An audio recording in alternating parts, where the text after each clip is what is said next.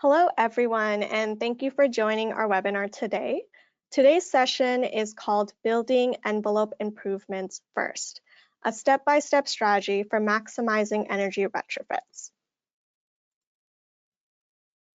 So before we start, I would like to take a moment to recognize the traditional Indigenous lands where EcoCanada's office is based in Calgary.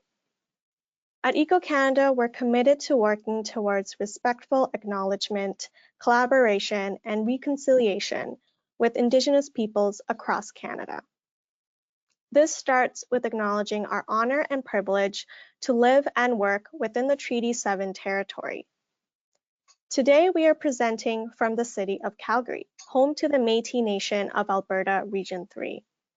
We would also like to take this time to acknowledge the traditional territories and oral practices of the Niitsitapi, home of the Blackfoot Confederacy, which includes the Siksika, the Piikani, and the Kainai First Nations. And also would like to acknowledge the Tsuut'ina and Eyahe Nakota, or Stoney Nakota, which includes Chiniki, Bearspaw, and Wesley First Nations. My name is Sophia Ahmed, and I am the Academic Coordinator at EcoCanada, and I'll be moderating this webinar today. Before we start, though, there are a few housekeeping guidelines for today's session to ensure that everyone can enjoy and participate in the webinar effectively. All participants are muted, so please check your audio settings and ensure that you can hear us properly. If you're experiencing any technical issues, please use the question box and select EcoCanada Organizer, and we will do all that we can to resolve the issue. Today's webinar is being recorded and will be made available on demand for you within the next 24 hours. And so everyone who registered for the webinar will receive an email with a link to the video. Any questions that you have about the presentation or today's topic can be submitted through the chat box or question box, and we will have a dedicated time after the presentation to answer any questions from the audience. Finally, we really want to know what you think about our webinars and how we can keep improving. And so we will be sending out a short survey after the webinar ends. Please let us know what you think or if you have any comments or suggestions about the webinar.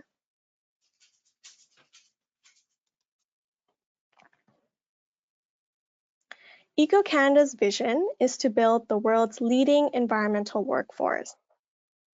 EcoCanada seeks to help environmental workers succeed at each step of their career journey. And to do this, ECO has developed programs tailored to individuals at different stages of their career. For those looking to enter the environmental workforce, EcoCanada provides training through the Bear Indigenous Workforce Training Program and accreditation for environmental programs at post-secondary institutions. EcoCanada also provides opportunities for new workers to break into the environmental sector through wage funding for co-op students and recent post-secondary graduates. For those already employed as environmental workers, EcoCanada provides the Environmental Professional, or EP, and Environmental Professional in Training, EPT certifications. Lastly, EcoCanada provides opportunities for those with vast experience as environmental workers to provide guidance and direction to EcoCanada's products and programs through advisory committees. Now I would like to introduce Gillian MacArthur, the Communications Specialist for NAIMA Canada. So over to you, Gillian. Okay, great. Thank you so much, Sophia. And thank you everyone for joining us for today's webinar. My name is Gillian MacArthur, and I'm the Communications Specialist at NAIMA Canada, which stands for the North American Insulation Manufacturers Association. NAIMA Canada represents fiber insulation manufacturers of Canada and North America, and our team efforts focus primarily on promoting energy efficiency through building envelope improvements for new and existing buildings. In today's session, we will explore the building envelope in residential construction. Canada has a challenge ahead of us to meet our housing targets. In this webinar, we'll be addressing just that, covering everything from energy audits to more practical applications and design, and what the future of home building might look like from a building science perspective. What is passive house or net zero design? Let's get into it. Our presenter today is Andy Cockburn, Director of Training and Education at NAIMA Canada. Andy is a Red Seal general carpenter with experience in restoration, traditional timber framing, drafting and design, stairs, custom housing, and high-performance residential construction. Throughout the early 2000s, Andy taught at the Algonquin College Perth campus in construction carpentry advanced housing. In 2017, he earned his certification as a passive house consultant. If you want to get in touch with any of us today, our contact info will be at the end of the presentation. And now, without further ado, let's turn this over to Andy. Thanks very much, Jillian, and welcome everyone. Today I'm going to provide you with a why, what, and how answer to the question we're asking. Why do we need to treat our building envelopes first? Oops.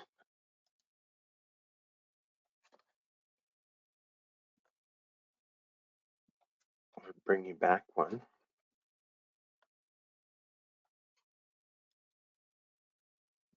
Oh, pardon me. There we go. Thank you.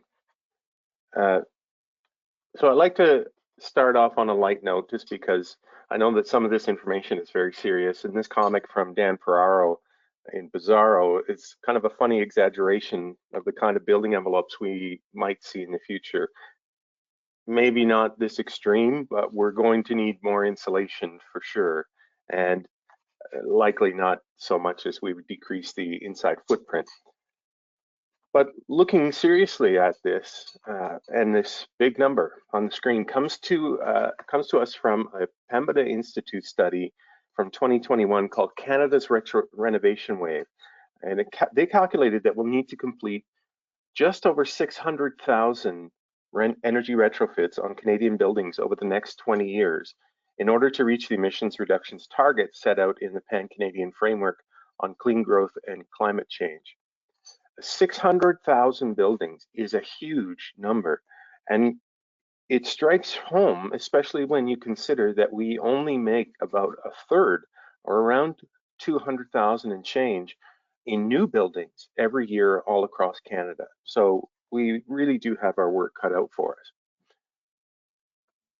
The research paper goes on to describe how we could tackle retrofits each year over the next 20 years, completing retrofits on the roughly 15 million existing buildings in Canada that we have. Now, between now and 2040, we need to perform energy retrofits on all of our buildings with about a 1% demolition rate per year and about 40% of the vintage stock being switched over by 2030. This means that we're looking at buildings, especially in the first juncture of this retrofit wave, built before 1980. Those are the ones that are critical. Newer, more moderately energy efficient buildings, the ones that are built after about 1995 up to 2000 and up to today, are the ones that we'll be treating after we get around 2040, once we've got the bulk of our buildings retrofit. Now, the builder in me looks at this task as something almost insurmountable. The realist, thinking about how are we going to do this, we are in a kind of a special spot, which I'll talk about in our history of the employment in our sector and how we're seeing more people leaving than we are coming in. The science nerd in me, however, sees this and thinks this is going to be pretty exciting. Think of all the things that we could do, all the positive change that we could make. I mean, really, what a time to be alive. In all seriousness, buildings can play a major part in the reduction of greenhouse gas emissions and energy demand. Our built environment carbon emissions in Canada can be attributed mainly to operational energy use for heating and cooling. And you can see here in this diagram that the carbon emissions from residential and commercial structures make up about 45% of the total greenhouse gas emissions. Improving that operational energy use through energy retrofits could make a great impact. And thankfully, it's something that we know how to do. The recurring theme for this effort is our attention to the fundamentals of building science. How are heat, air, and moisture behaving in our houses, condos, apartments, and workplaces? The building envelope plays a critical role in resisting heat losses and gains, in mitigating air leakage throughout the structure, and in managing moisture vapor levels and making sure that bulk water can travel down and away from the structure, like rain, snow, and melting ice. These three factors, heat, air, and moisture, are the primary launching points for most of our decisions for improving the performance of our buildings. Because most parts of the building envelope are actively engaged to control these factors, but in a passive way, they're remaining static, not many moving parts and not much technology in there beyond their makeup. We've got to consider the envelope first when we're looking at this issue. But how do we do that effectively? How do we make the right decisions? What are we basing our choices on? It's a big question. So let's start this process. We'll go through step by step and describe at a high level how we're going to make these changes. We start at the start, as they say around where I live. Step one is performing energy audits on all existing buildings. An energy audit entails a thorough diagnostic of the building's current condition. And this will be a huge job, which means we need a huge number of people integrated into this part of the industry. All across the country, we'll need energy audits and inspections with the data collected for type, age, state of repair, and how that building is performing currently. The work includes performing inspections and interviews with the homeowners and occupants to find out how much insulation is hidden behind walls in attics and basements, and those conversations with the occupants may also give us some anecdotal evidence for how the buildings perform, setting us up for investigating the root problems they might describe. We can ask questions about where are hot and cold spots, as well as using our sense of smell to look for musty odors, or even looking to see if there's parts of the house that seem dry or wet from moisture, and in doing that kind of investigation with the occupant's help. Mapping out where the building sits in relation to the sun, for example, is important. As it's seeing if there are shading from trees, the proximity of trees, are there awnings, are there other buildings shading, and where is the building sitting in the environment? Our testing procedure will include running blower door tests to establish a baseline for airtightness, and also making scans of the building to determine trouble spots. I took this photo on the right-hand side of the screen a few years ago using what's called a FLIR camera. It's a focused laser infrared camera, and it's showing the temperature differences around the window in a kitchen. So what you're seeing is a thermographic image that where the bright orange yellow spots are warm and where the purple and black spots are cold. And you can see where, looking at this window and seeing where the cool part of the wall is, you can almost even see the studs through the wall there. You can see where there might be issues in the building envelope in terms of either air sealing or insulation. And this type of infrared diagnostic is very good for showing us where heat losses might be happening. This audit process is also going to help us determine, is the building worth saving? And I'll talk a little bit more about that in a bit. Now, who's doing this work? This is the challenge we have ahead of us, that we need a lot more people in each one of these roles. Energy advisors are going to be the primary people doing this work, as they would be the experts in testing the building and running these diagnostics, and they would be certified through NRCan as certified energy advisors. General contractors and renovators with training in building science and experience make excellent energy advisors. So those kind of people, they might be pulling double duty as a contractor who also is certified as an energy advisor. Building inspectors and municipal officials also make pretty good candidates for energy advising and doing this kind of work. And architects and designers who are savvy and cognizant of the kind of work that needs to be done and can speak that language are also pretty valuable to the process. Now, we don't have near enough people to do this work. We need many, many more with the keen interest in buildings and building science in order to complete those 600,000 audits every year. The problem we're facing, however, it's almost universal. Mountains of work, not enough professionals to do it. We need almost every kind of these workers, and we need them now. We need them integrated into our work and also our education system. As a former teacher, I get pretty excited about bringing more people into the industry just because I know how exciting it is, and I kind of get into the nooks and crannies and want to see those light bulbs go on.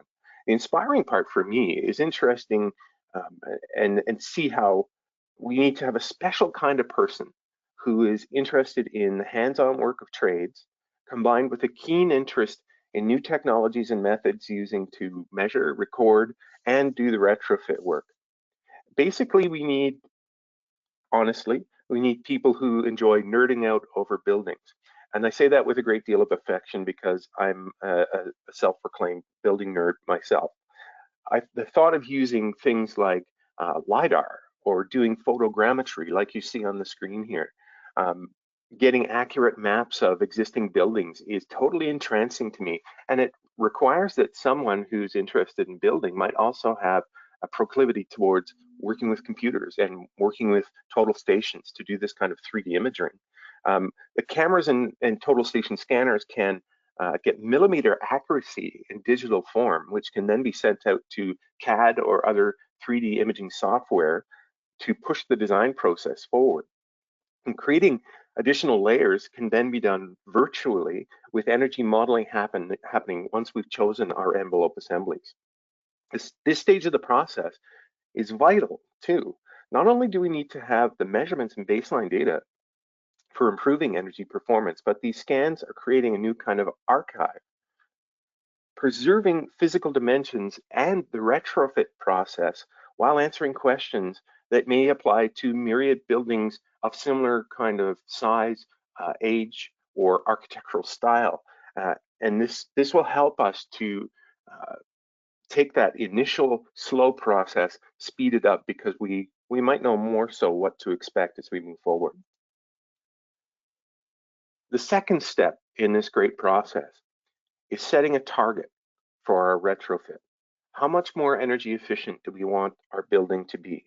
The choice is based off of our testing and the discoveries made during the audit process. It's important to note that this stage is heavily dependent on our building envelope.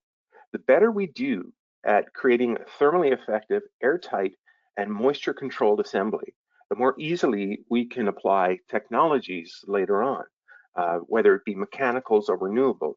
We'll have an easier time of it. Luckily, we have some templates that we can follow, which I'll describe.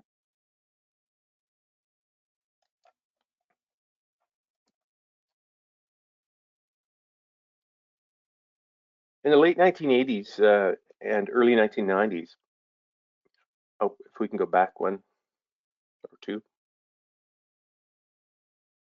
Thank you.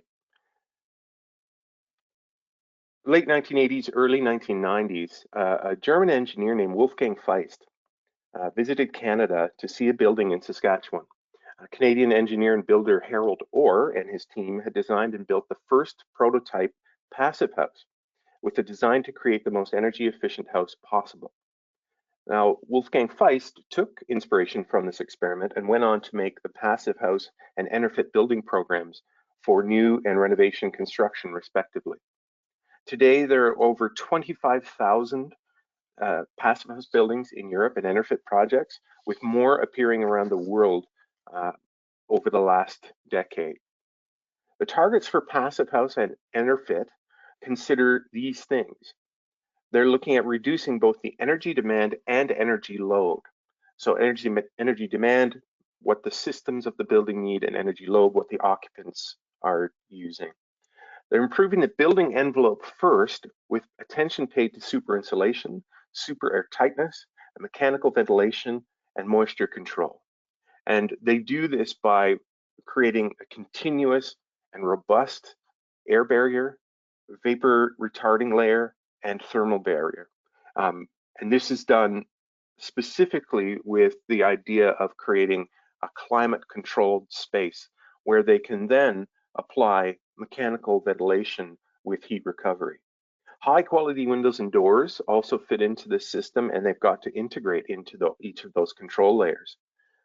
This makes the most durable and effective house that can possibly be built according to and using the laws of physics, the behavior of heat, air, and moisture in buildings.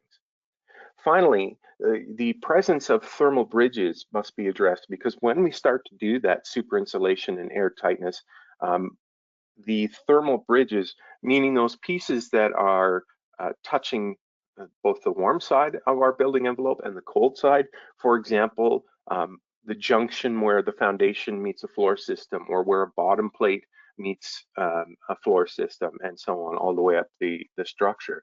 Those pieces need to be mitigated or eliminated, preferably, because the amplification of that loss becomes ever more present as we make the building more thermally and airtight efficient. The passive house process is pretty strict. In fact, it's one of the most strict in terms of its targets for performance. But when it's done correctly, you may create a building that is drastically more energy efficient than conventional construction. I've been in buildings that are built to the passive house standard that are almost heated by the sun. And they provide mechanical ventilation to keep the indoor air environment and indoor air quality moving. And they are very, very well built houses.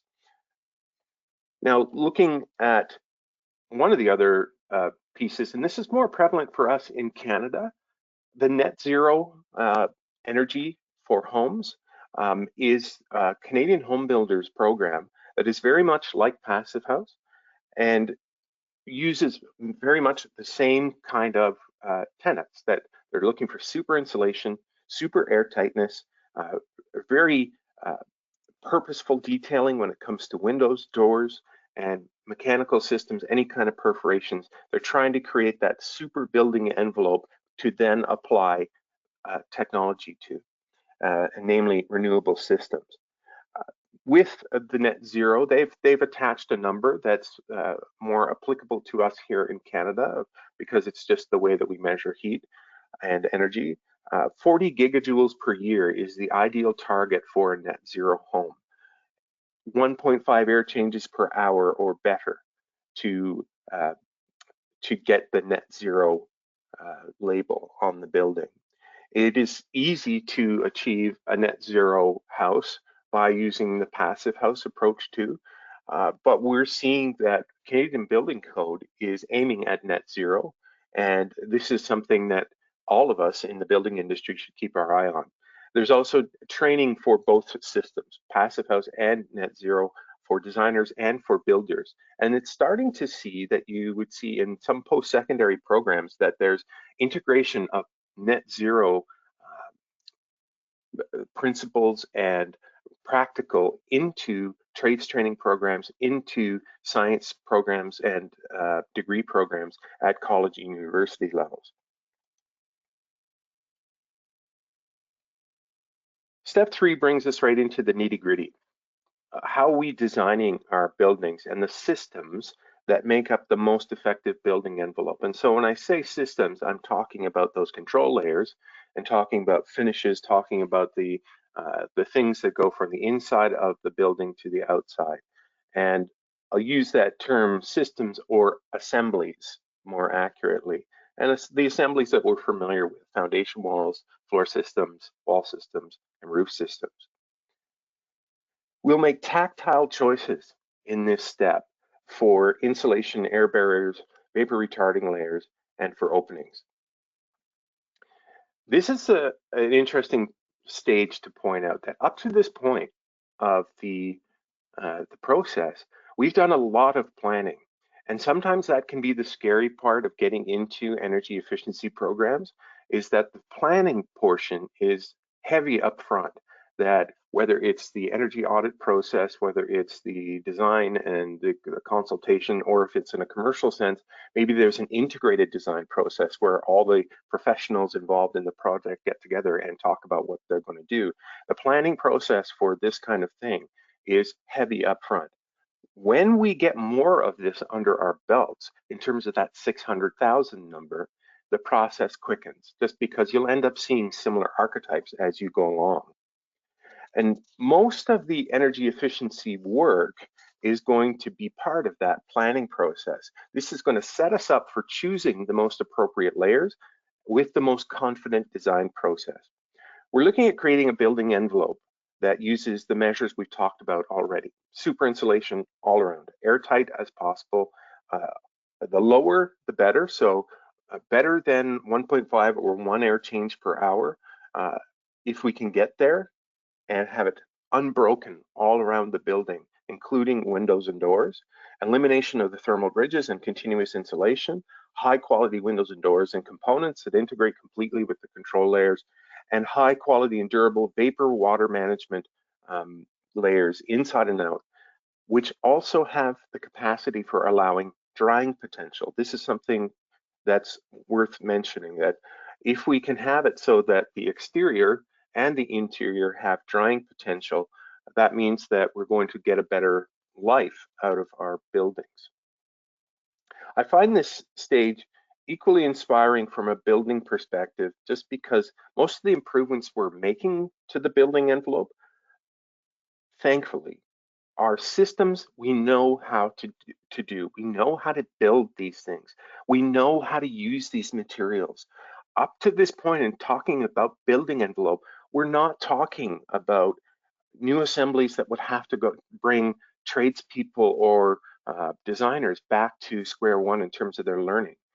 Most of the stuff we're talking about here is additional layers of pieces we already know how to use, which I find inspiring just because it means that from a trades perspective, we can rely on the tradespeople we have out there, and we can also lean on the trades training that we have. We just need to add a little bit more dimension to it in terms of the expectations. We need to capitalize on this idea when we talk to builders who are out in the field now. This is critical. They're important to this process because of their knowledge of sequencing and their ability to get stuff done. And whether that's a crass statement or not, it's true in itself. It's the key to making the kind of progress we need to make.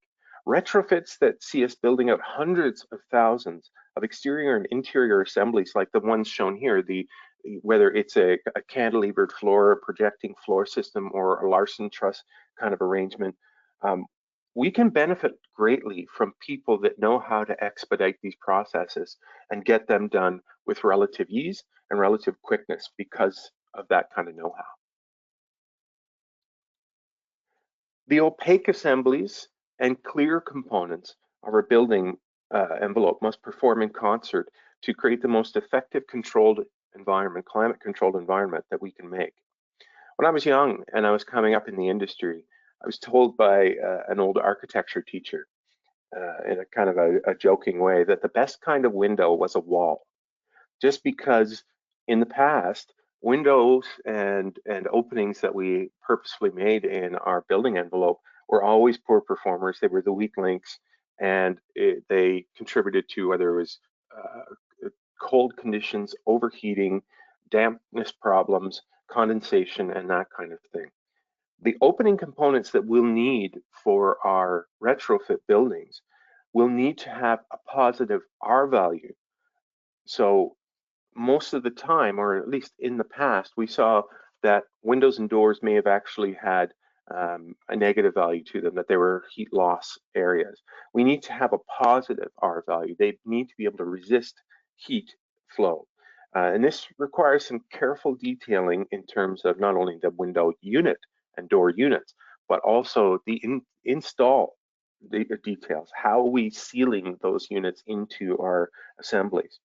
Now, this exploded diagram that you're seeing on the screen there comes from a passive house building guide that shows many of the layers for what makes up the windows. You can see multiple layers for seals, the 1, 2, 3 seal there, and you've got thermal layers, triple glazing with high performance spacers, and then you've got the sash frame and the interior frame and the exterior face frame with the install insulation included there. It looks like quite a sandwich that they're making up there, but this is kind of the flavor of opening assembly that you would need to make. The builders out there will understand this process just because you've seen this before for all the hundreds of thousands of windows that you've installed, maybe not to this extent. But think about this too, that when you're adding all of these layers, you're increasing the amount of weight and you're increasing the kind of care that you have to include. So if we were talking about an 8-foot picture window that's going in a living room, we might need more people on this. So you might be looking at a situation where the window install for any building isn't just a one-person job, that it could be 2 or 3 people. Now, the fenestration industry in North America is set up pretty well to create these new kind of high-end units. And as we move forward with code, we're going to need higher performance from our windows. European units are already doing it, but importing them in that's just not a good long-term plan for economics or for the environment. Now, the barriers that we need, especially the air barrier, because air tightness is one of the most important things that we need to pay attention to. Air carries moisture and it carries heat energy with it. So the more that we can do to mitigate the flow of air through our assemblies, the better we are going to have in terms of performance from our building envelope. We'll have less chance for moisture to build up inside the assemblies and cause either degradation of materials inside of walls or mold building up, dry rot happening over many years, and then failure of structural components. Whether it be peel and stick membranes or neoprene gaskets or conventional rolls of weather-resistant barriers, or even newer smart fabrics that are selective in terms of how they're letting vapor flow through, we need to be careful and continuous with these layers and insist on no cuts or tearing. There has to be somebody who's purposefully designated to ensure that the air barrier and the air tightness of the building is maintained. There are lots of different ways that we can do this, whether it's using conventionally available materials, off-the-shelf kind of boot gaskets like you see on the bottom of the screen there for sealing around either plumbing penetrations or air conditioning, heating, that kind of thing.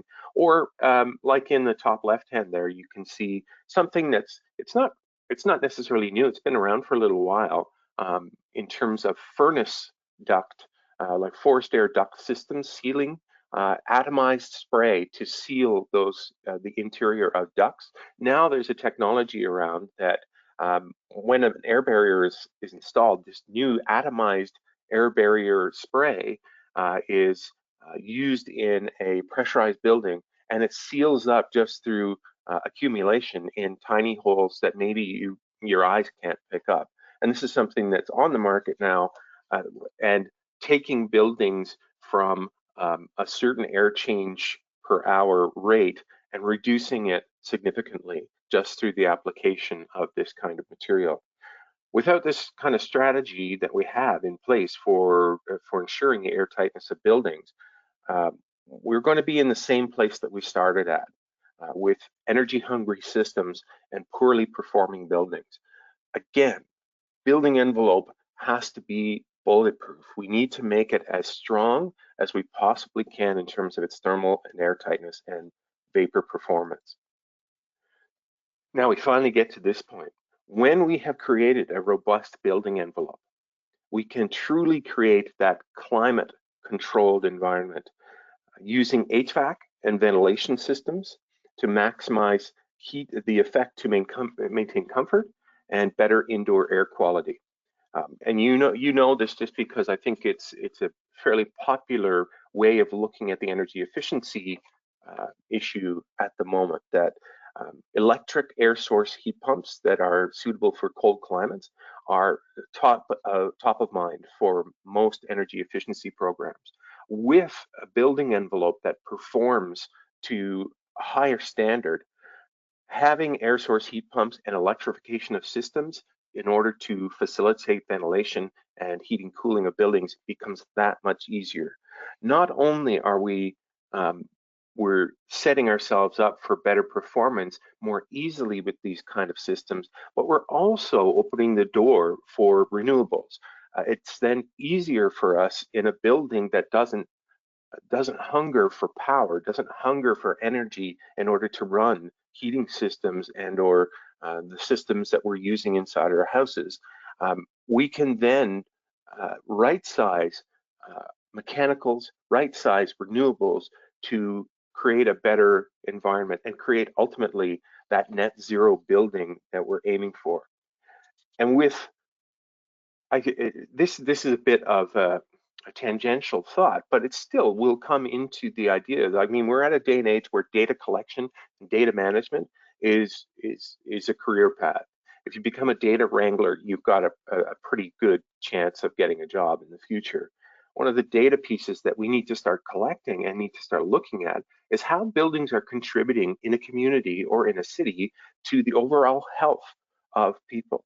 And if you think of it this way, that if we are improving the air quality through consistent and constant ventilation in a tight building that has fewer allergens or has less instances of condensation and moisture buildup inside, then it's potentially possible to look at the usage of medical clinics and hospitals in communities to say, why are these people experiencing better health than community Y? Community X is doing so well and community Y isn't. Why is that possible?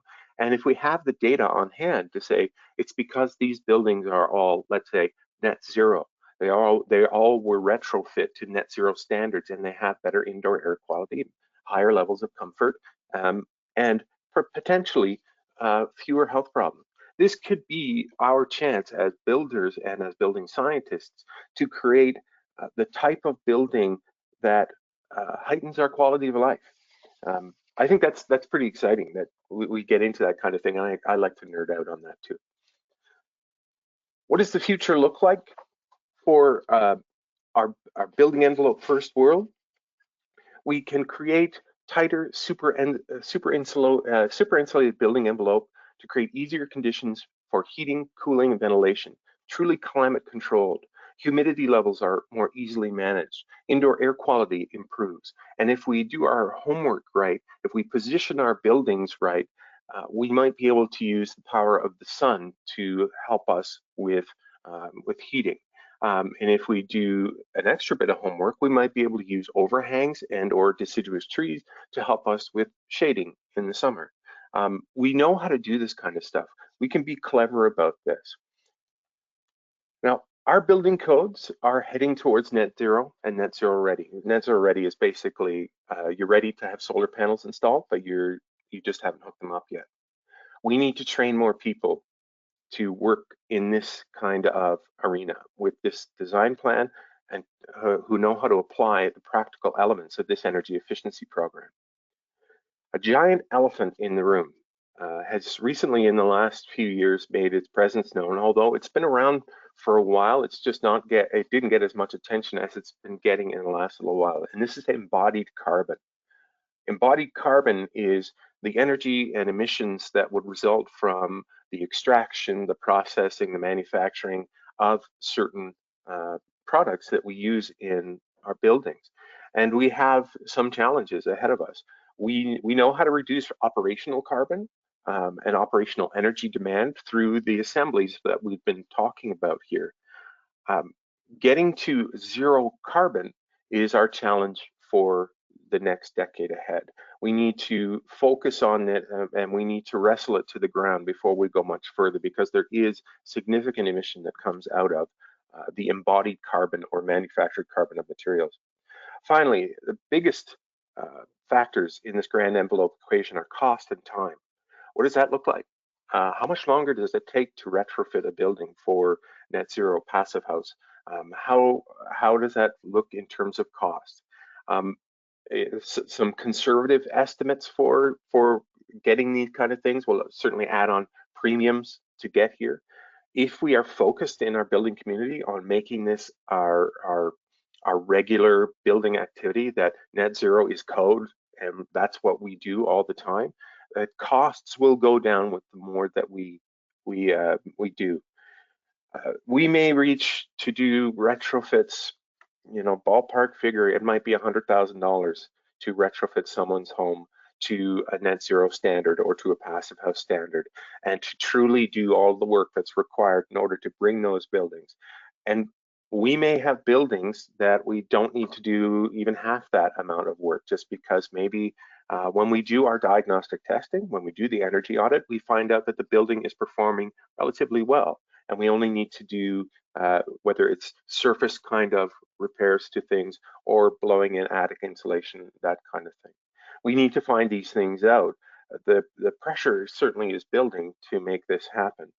But once we get worked up the momentum of this kind of work, it's going to be very similar to the new housing process, where it becomes industrialized, where you can count on getting the proper products, getting the panel systems or what have you, in order to make the retrofit process that much more compartmentalized, where we can kick it up to that next level of industrialization of the process to meet our targets of 600,000 per year. To make this all happen, we're doing this so that we can continue to live in the world that we're used to living in. We need builders and building scientists who are working as one, leaning in on each other to execute this incredible feat of construction renovation. We need tens of thousands more builders, renovators, designers, and energy advisors.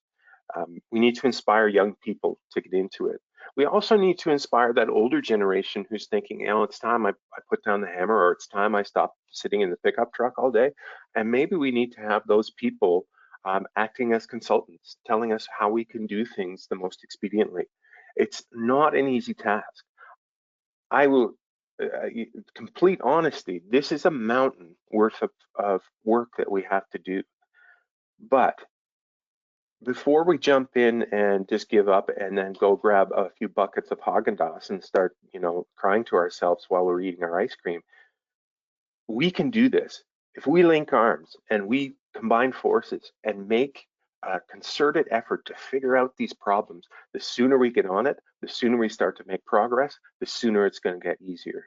I firmly believe that we could reap so much from doing this kind of work. We could literally do our part in saving the planet through the built environment. When I was just entering this world of work, I never thought that we could hold such a role as being helpful heroes in the world of building science. I hope that you would join me and join the rest of my colleagues in becoming that building science superhero. In fact, it's probably worth going out and buying yourself a cape and putting it on right now. We can do it. Thank you very much for listening. I'm happy to take any questions, and thanks for joining us.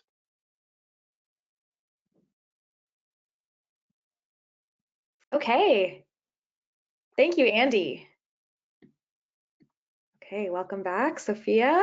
That was an amazing presentation. Thank you so much, Andy. I'll leave it to Sophia to take some time for some Q&A. So if you haven't already, please send over your questions or comments, but take it away, Sophia. Oh, I think you're on mute still. Sorry about that. Thank you so much, Andy and Jillian. So we'll start with a question that we had received for Andy.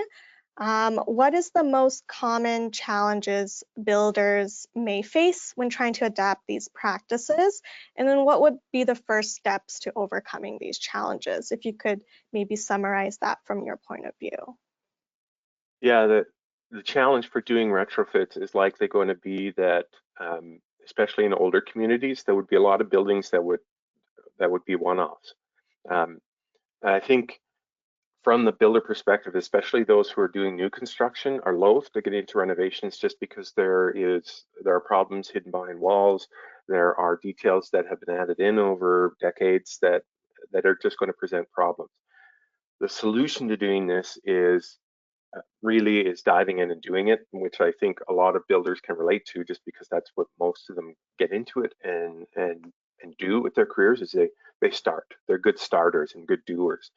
The more that we do, the more that we can build into our knowledge base and understanding, the better we will be able to then bring those different archetypes, bring those one-offs into a grouping and say, you know what, buildings that were built before 1940 have this, this, and this in terms of the characteristics that they have. We need to watch out for that. And having that defined archetype for a community, then you might be able to go in and say, yeah, we can apply a not necessarily a one-fits-all solution, but maybe we can compartmentalize more easily. And it's just going to be a case of tackling it and doing as many as we can to learn as much as we can. Mm-hmm.